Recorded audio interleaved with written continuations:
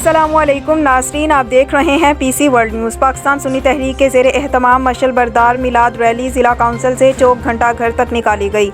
हमारे रिपोर्टर मिर्ज़ा हारून की तफसीलात के मुताबिक पाकिस्तान सुन्नी तहरीक के ज़ेरे एहतमाम मशअल बरदार मिलाद रैली ज़िला कौंसल से चौक घंटाघर तक निकाली गई, जिसकी क़यादत मौलाना मोहम्मद आसिफ रज़ा कादरी ने की। उनके अलावा मौलाना कारी बहादुर अली रिजवी, मौलाना यासिर अली कादरी, मौलाना पीर मोहम्मद अशरफ शाद की खुसूसी शिरकत। इस मशअल बरदार मिलाद रैली में आशिकाने रसूल की बड़ी तादाद में शिरकत।